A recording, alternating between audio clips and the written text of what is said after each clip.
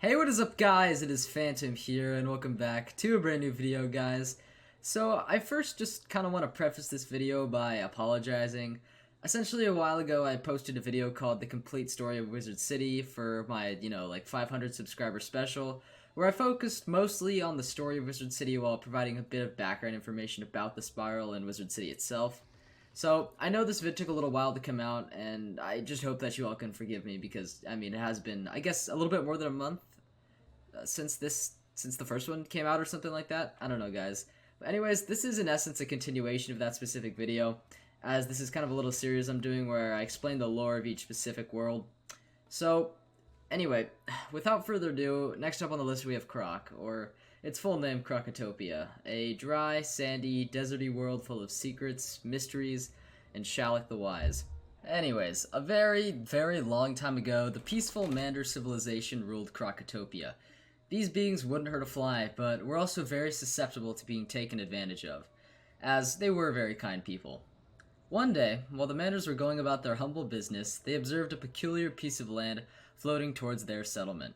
This wasn't just any rogue island, however, this was the island that contained the Tuts, essentially crocodiles with attitudes. No one actually knew the origins of the Tuts. I mean, even the Tuts didn't know where the Tuts came from. A little weird if you ask me, but I digress. Anyway, the Manders, being the kind creatures they were, offered the Tuts their ultimate hospitality. They gave them food, water, and other resources needed to survive in the harsh desert climate. However, the Tuts eventually took advantage of the Manders' good grace. They ended up enslaving the Manders, making them permanent servants indefinitely. Some Manders did escape the Krok's treachery, but most weren't so lucky. But not all the Kroks were bad, however. In fact, some didn't believe in what their brethren were doing to the Manders.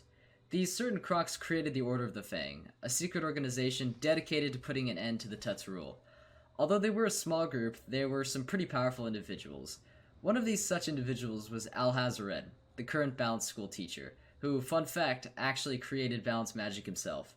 The Order of the Fang eventually succeeded in using the Krokonomicon, a powerful book of magic, to put the Tuts into a great sleep. This sleep lasted for many centuries, and Krokotopia was peaceful once again. But I guess all good things have to come to an end at some point, right? Eventually, a certain dog named Professor Winthrop made his way to Krokotopia in search of its ancient history and secrets. While they were making their excavations, him and his team that is, they accidentally woke the Tuts, and all hell broke loose once again. All the while, Malistaire himself made his way to Krokotopia in search of the ancient Krokonomicon, which he believed could restore his wife Sylvia back to life. And that's where we come in. Our wizards were sent to Krokotopia in search of Malistaire to disrupt his quest for power. After solving most of the issues that plagued Wizard City, Ambrose gave us a spiral key to aid in our pursuit. Upon our arrival, we meet a young Mander who directs us to Sergeant Major Talbot.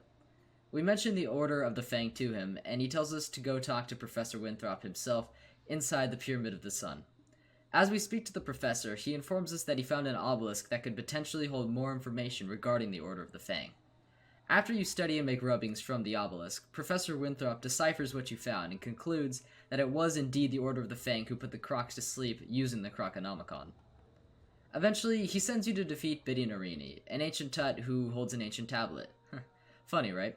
Anyway, once we get the tablet, Winthrop concludes that the Order must still exist, and that there's a map room in the main part of the pyramid that could reveal their location. However, there is no easy way inside. With that being said, he asks you to seek out his assistant in the Chamber of Fire, who tells you that the Palace of Fire, which is the main part of the pyramid, requires a keystone to be opened. Part of the keystone you find is buried within the dig site in the Royal Hall, and the other lies within the Quartermaster's quarters. Once we piece together the keystone, we can finally enter the Palace of Fire, where we are met with the kind eyes of Lieutenant Standish. He informs us that we need to get into the throne room to uncover the location of the Order of the Fang, but to do this we had to massacre the entire Narini family along the way, as they used their own magic to put up a barrier. Once you make it into the throne room, the professor is there waiting, and he informs you that you must use the serpent staff to undo the magic that the Order of the Fang used to hide themselves. Once you retrieve the staff from Prince Manu Narini, the professor explains that it won't work unless you retrieve the Eye of Krok from Krokencommon, the leader of the Fire Tuts. Once we prevail, we use the two items to finally reveal the Order of the Fang's location, and it is on an entirely different island. Once you make it to the Krokosphinx, which is said separate island by the way, you run into Alhazared himself, who explains that you must earn the Order's trust before you can uncover their secrets. He sends you to Shalak the Wise, who explains that it is important that the Order of the Fang gets reunited in order to undo all the damage the Tuts have done. First, you seek out General Kaba, and once you've done that, he asks you to fashion a new sword for him so he can participate in the fight against the Tuts. Really annoying questline, but we'll skip over that. The next person on your list is Kayamate the Great, a famous gladiator who is currently battling in the Colosseum. After many gladiator fights with fighters from all around the spiral, you eventually get a match with Kai. Once you defeat him, you inform him of all the information regarding the Order, and he accepts your proposal. Eventually, you return to Shalak, and with his trust earned, he sends you to the Vault of Ice to find the Golden Fang, an ancient relic that offers lots of power to whoever is using it. Once you obtain the Fang through a series of battles and puzzles, Shalak explains that he didn't want it to fall into the wrong hands, and that he hopes its power will never be used again. With the Golden Fang acquired, it was now time to confront the lead Tut of the Crocosphinx, Krokotop, also a former ally of the Order of the Fang. Shalak informs us that he recalls Krokotop being the last Croc to use the Croconomicon, and that he may still have it. After fighting our way through the Emperor's retreat and defeating Krokotop, he tells us that he had already given the book to Queen Krokopatra, who resides in the Tomb of Storms. Upon entering the tomb, you are greeted by the ghost of Krokotop, who explains that he wants to atone for his acts of betraying the Order and swears to aid you in your mission to get to the Queen. He explains that you need a two-part cipher to reach Krokopatra, and that each half of the cipher is guarded by an ancient Croc family that is sworn enemies with the other.